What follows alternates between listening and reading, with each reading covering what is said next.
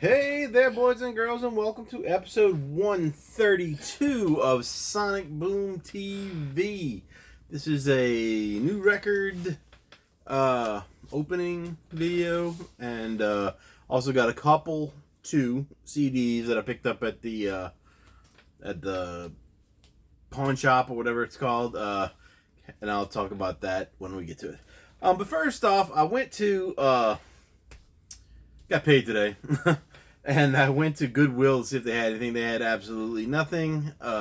Some overpriced junk records. No, they had a few CDs. Most of them are ones that have been there a while. They haven't got new ones in a good while at that store, as far as I could tell. Then I went to Walmart just because I was out, and all their records were stuff I don't really want, and the stuff that I was interested in, all of it was like $38. And I was like, I'm not even, there's nothing here that I really want that I'm willing to pay that much for.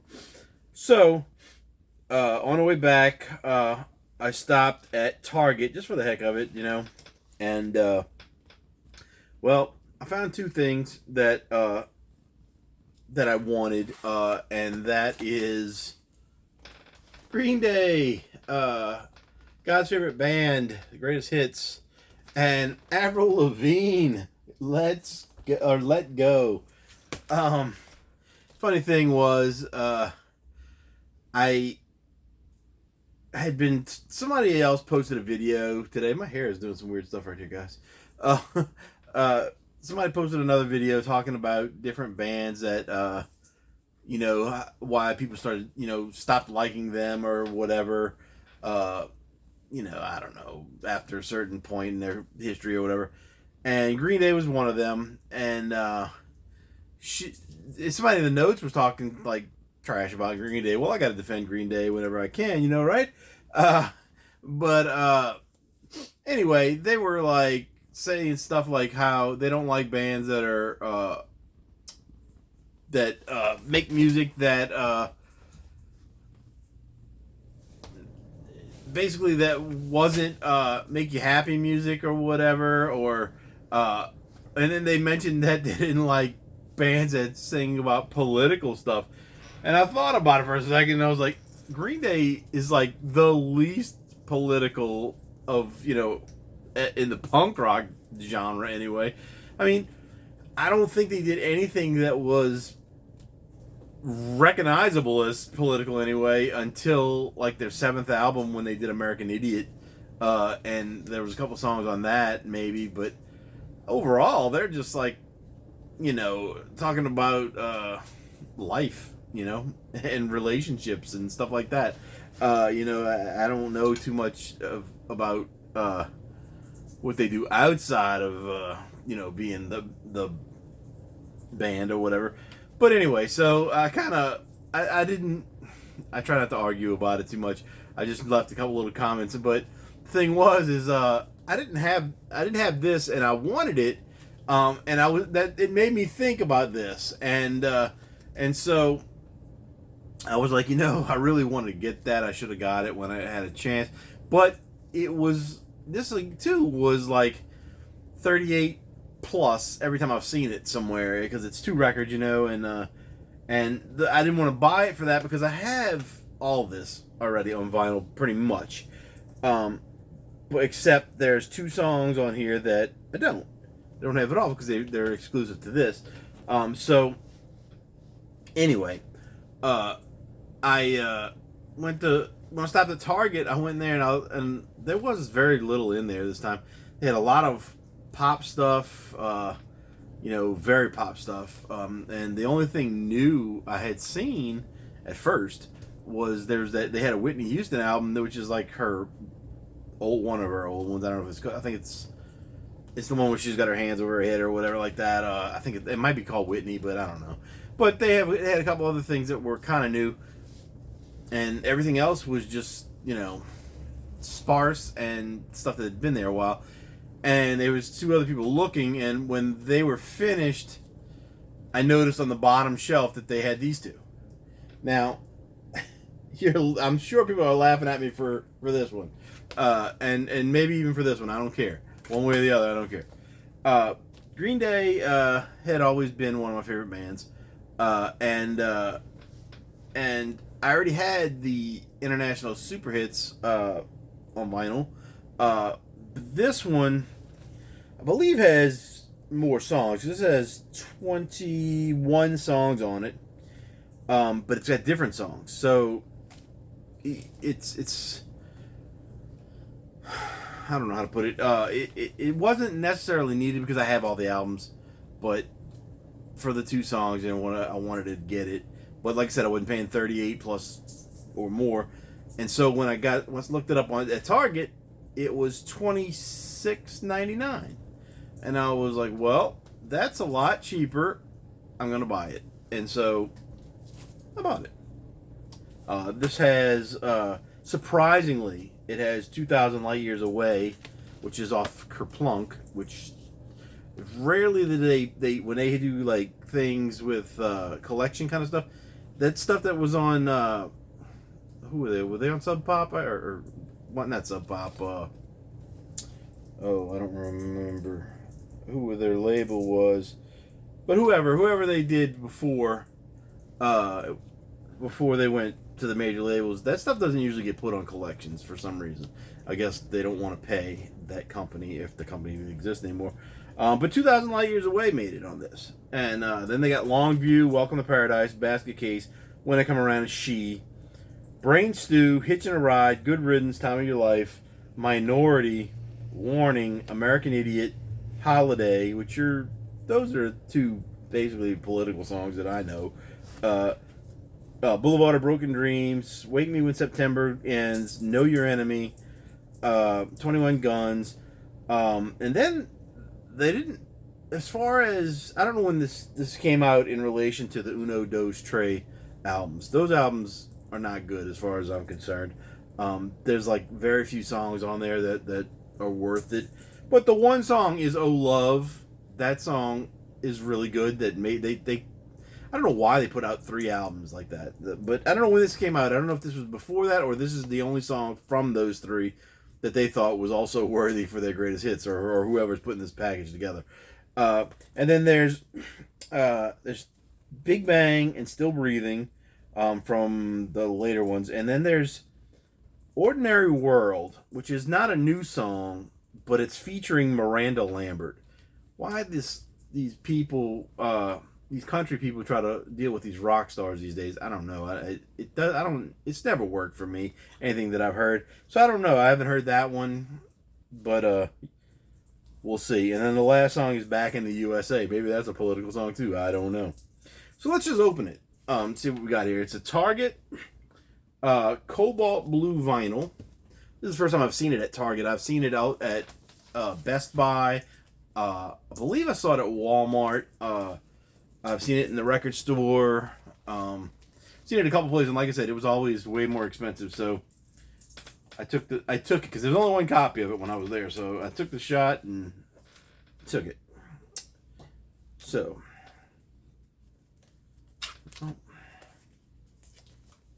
trying to open this with my little trusty guitar pick. A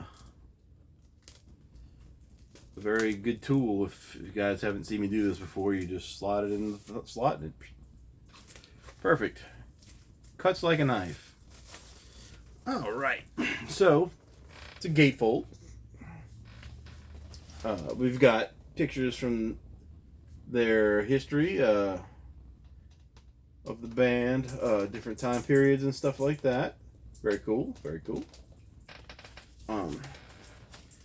Then we open it up. We've got, what we got here?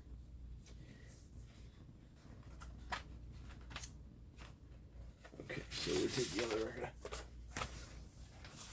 Excuse me. So not a lot inside for sure.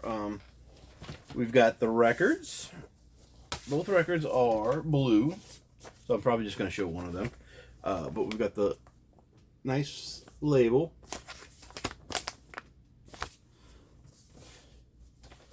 And this really nice blue.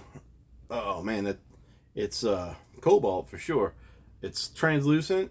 Um, Real nice. Both of the records are the same. So, uh, uh, very cool. Very cool. Uh, they came in these paper sleeves though. Both of them. No lining or anything. And then there's one sheet. It's very small text on it. It looks to be all the lyrics. Yeah, it's the lyrics. Lyrics to all the songs. Probably some credits on here as well. Yeah. So that's cool. Probably don't really need that lyrics because I know almost all of Green Day stuff, at least the early stuff up until 21st Century Breakdown. I think that was the last one I was super into, I guess. The ones after that were a little less good, especially the Una Dos Tres. But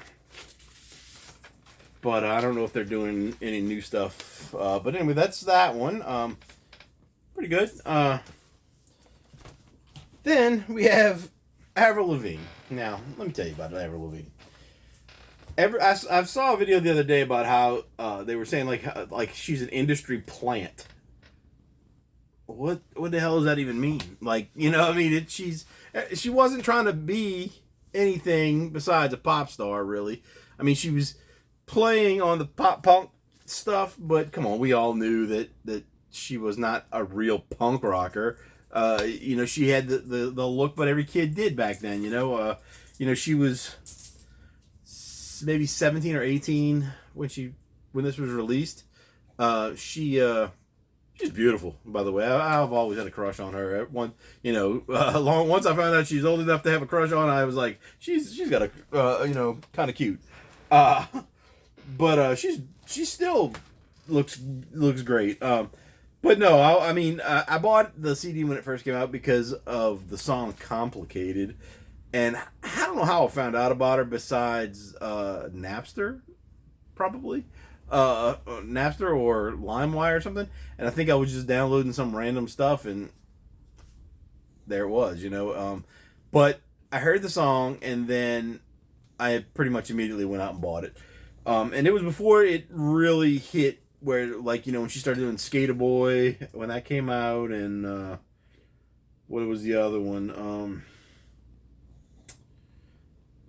Complicated, Skater Boy. There was one other one, I believe, that was real popular. I don't know. But anyway, when I saw that this was coming out, it's a 20th anniversary edition. It's red smoke vinyl from the limited edition exclusive from Target. I'm sure it's available other places too. But I said to myself, if I see it and it's not ridiculously priced, I will buy it because I really liked it. I mean, it's total teen pop, whatever, pop punk. I'm gonna call it pop punk, even though it's not really punk. But I loved it when it came out, and it just one of those things like people would say, "Oh, that's my guilty pleasure album." I'm not guilty about it. I like it. So, but anyway, this one has 6 extra songs on it too. So, and it was $27.99. So I was like, well, there's no way that this should be that low. I don't know why it is, because according to everything else that's out there nowadays, you're paying $30 at least for a 1 record set. This is 2 records, and it's 10, 15. It's 19 songs. Yeah, 19 because there's 13 on the original album, and there's 6 bonus songs. So a lot, to get for this. The packaging is kind of a mess, though. It's like it's probably the most wrinkled and loose shrink wrap I've seen in a long time. So anyway, cut it like that. This is also a gatefold, so I felt like I had to get it. And I know people don't like it, and I know people think it's silly, and I don't care. That's one thing about me is I don't ever ask anybody's opinion on music. So here we go. We got the inside. It's her eyes, man. Look at that. That's what gets me. The eyes and the long straight hair. That's and of course she was young here, so we're not talking about that. But anyway, nice photos from the time period. Of her little skater boy pin, back cover. And I mean her later albums they were okay. I didn't get them all. I have a couple of them. I think she had like 5 or 6. Okay, so we got 2 printed. Wait a minute, they're sideways. Printed on her sleeves with the lyrics.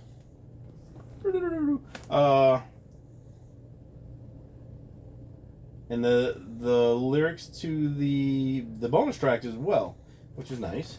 And we've got handwritten lyrics and photos on the other side. More of the same on this one. I'll totally rock out to this. I don't care what you guys say. And then the records themselves are smoky red translucent vinyl with custom labels. So 2 nice looking records. I mean, 2 nice looking records I got for a decent price, which is getting to be harder and harder to find decent prices these days. So I'm happy with those for sure. Both records are the same. Oh wait, I believe the label is different on this one. Yeah, we got a black label on this one. I'm sorry. So that's the only thing different. But nice looking smoky red. Nice. So that's it for new records. Gotta go deal with the tax man tomorrow, so had to do this while I still have money in my pocket. Hopefully I don't owe any money. And then I will know about the record store day that's coming up. I'll be able to know what I can do after tomorrow. I don't know why these won't go back in here. Oh, that way. Fits one way. Record up. Alright. So then, during the week, I went to the little pawn shop over here. And I was looking through the CDs. And I noticed that, I'll say 80% of the CDs they had there.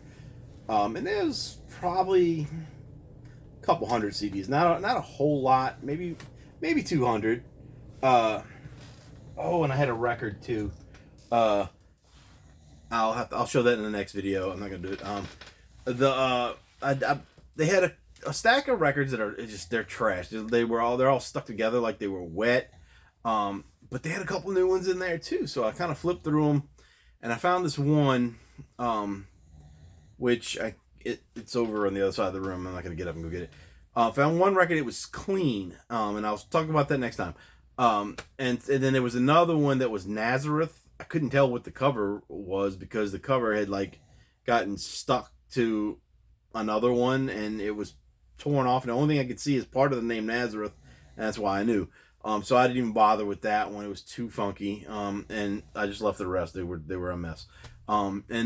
But the CDs themselves, they looked like there was about 80% of them were new from what they had before. Not new CDs, but different stock. And they were all 90s stuff that I already had.